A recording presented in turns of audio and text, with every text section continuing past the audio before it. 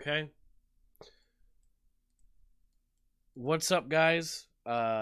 It is your boy in 2022.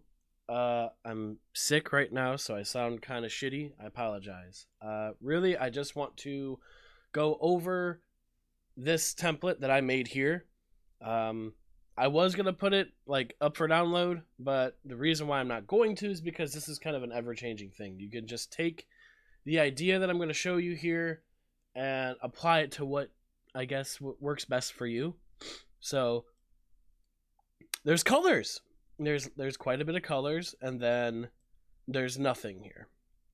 69. Nice. All I did was template out as far as I felt made more sense. I do go further out, but you know, everything is kind of done in the same fashion.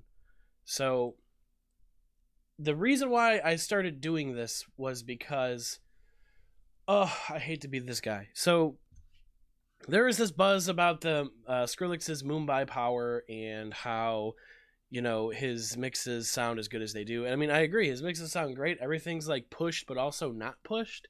It was just very odd. I was just very fascinated at how his mixing was done. And y'all know me. I'm all about unconventional ways of doing things. And some would say that this is conventional. Some would say that it isn't. So here's my disclaimer. I am not a big ol' fucking professional dude. I am just a guy in his room, or well, in a room, making music. That's all I am. And I just want to find ways to make things sound good to me. I'm using my ears. I'm not using knowledge passed down from fucking other producers. I'm just using my ears, and that's what I think you should be doing. Trust your ears. Don't trust your fucking friend who's got like fucking years in college of music production. When you're making electronic music, you are breaking every fucking rule. I cannot stress that enough. So, with that disclaimer out of the way, don't come at me in the comments, or do, because I do need the engagement anyway. So, you know, like, comment, subscribe, and all that jazz. So, all I did here was categorize things in a very particular manner. Now you're wondering, what manner is that? I chose to base the template off of what I could kind of get out of his Mumbai Power video that he, I guess, filmed with his phone. I don't quite remember because it was a little while back. And all I did was just kind of take the idea of, this is my effects group. All of these channels here, from 3 to 10, those go into this effects group. It gets limited, and then it's sent straight to the pre-master, and then from the pre-master, which is then also limited, sent to the master, which is limited again. Or I send things into the sidechain, which has no limiting. This is just my sidechain plug, which I do that manually. If I think, like, say effects slot number 5 is a sidechain, or not a sidechain, a white noise, and I want that to always be sidechained, I would just go down here, move over to the left a little bit to my sidechain group here, right click and hit sidechain to this track, like so. That way it will always go into this track here, and then it'll go from here to the pre-master, and so on and so forth. So that's how I handle that. So I chose to do it in like specific elements. There's probably more that I could do, but I just haven't broken it down further yet. So far, this has been working for me. My mixes are loud and punchy in the way that I like. I like to preserve some dynamics, so I do have a lot of dynamic sections. It's just my drops I want to be big, fat, and fucking stinky. I mean, who doesn't want a big, fat, stinky drop? So I moved down from effects group. I got my top drums. This is going to be for like loops. Like, say I have like some hi-hat loops or some percussive loops. I'll just put them in here. And same situation, if I want them to be sidechained, I'll put them through the sidechain, but it's just limited. I put a low cut here using Maximus, and all this really does is just cut out everything below 80. I could go deeper, if I could remember how. But it just cuts everything. Everything here is just gone. And then it's limited, and then so on and so forth. Drums. Now here's one that I'm not finished with, but these are the main drop drums. So your kick, snare, snare 2, clap, clap 2, just in case I want to do any like specific layering and stuff. And these are also sent straight to the pre-master, while also being limited in their own right. I could go through and limit each element, but I don't know if I necessarily want to do that. I want them to sound uniform, so my goal is to limit the whole uniform section in such a way that it makes sense and sounds more like a cohesive, like, this kick definitely goes with this snare type of a situation. Something that I have started doing, a couple of my friends have shown me, and I don't want to name names because I don't know if they want people to know that they do this, but on my kick drum, I'll provide an example here. So let me go to my bass blocks. Let's go to my pre-clipped kicks, and let's do Dreamer Pains. That's a good kick. So let's just say I got this kick, right? Sounds pretty good. It's pretty loud. And I don't know if you're going to hear it, but you should be able to hear it. So it's pretty good. I run it into the kick here, right? This is just a quick tip on like a fat, punchy kick, okay? It's going to depend on the sample too. And also, please, for the love of fucking everything, just shorten your kicks a little bit. Like, make sure your kick ain't super long. Like, really, I can't stress enough how shaping your kick can shape the rest of your entire track. Like, just remember that. Just remember that. Something that I was taught, though, was watch what happens when I raise the post gain. It just made it appear and seem much louder and bangier. Even in here, I do this in here too.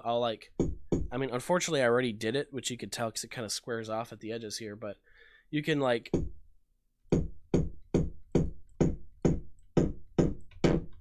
you can see what kind of things you can do here to like really make your kicks punchy. So just kind of wanted to give that little tip because there's some fun to be had there.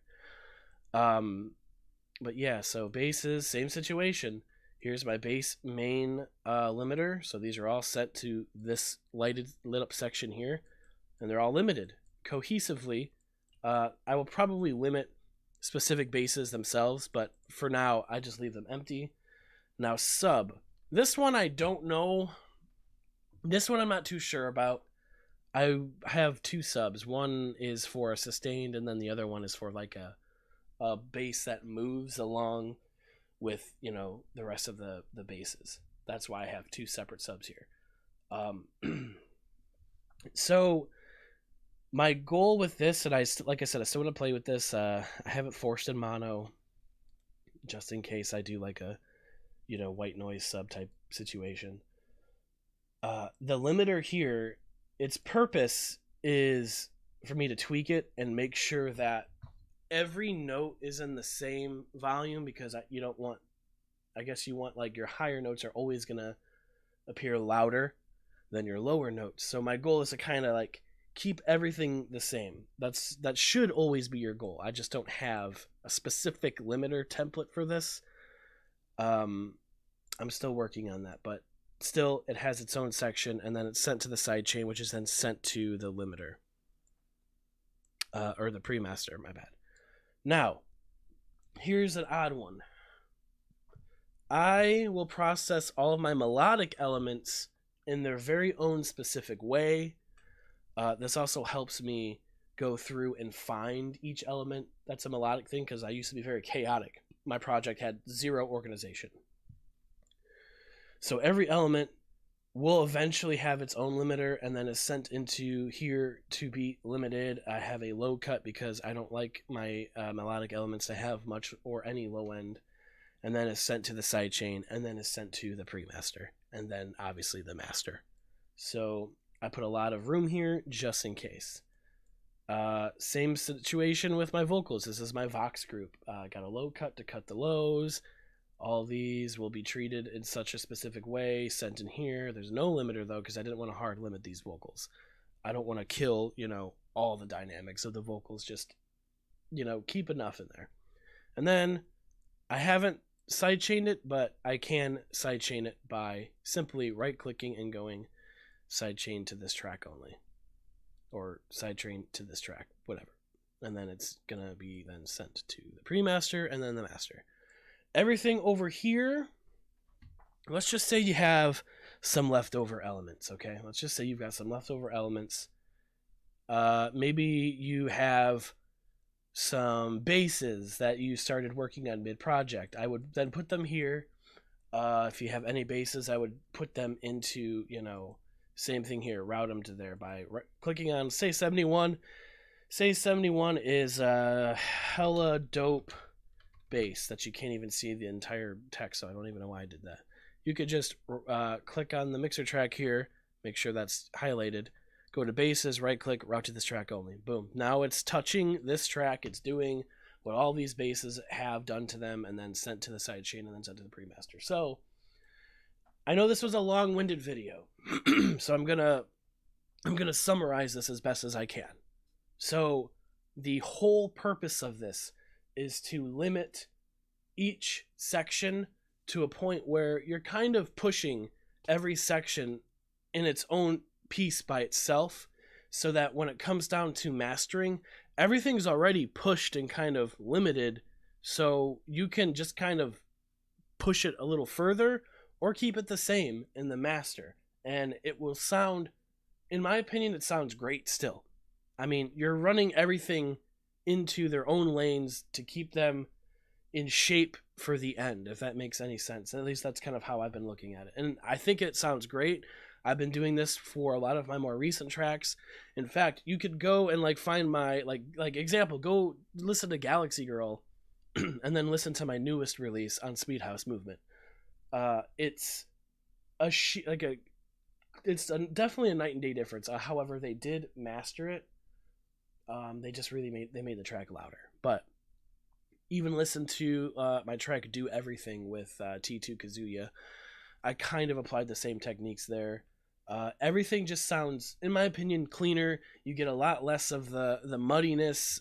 Things aren't really fighting for space, and that's another reason why I do this. Obviously, it all boils down to your mix initially in the beginning being good. Carving things out that don't need to be there. Maybe like ear candy raising a few things, but making sure everything doesn't fight for space, and then in the end product, it will turn out great. So I think if you just take this idea and run with it, you'll have a pleasing mix. And if you're curious how I did this, by the way, I didn't even think about this. So I have my pre-master, and it's always docked there, and like 68, for example, is docked here. All you do is you just go to, let's just take 76, and you go over here. So make sure you have it selected, or you can control click and drag like that.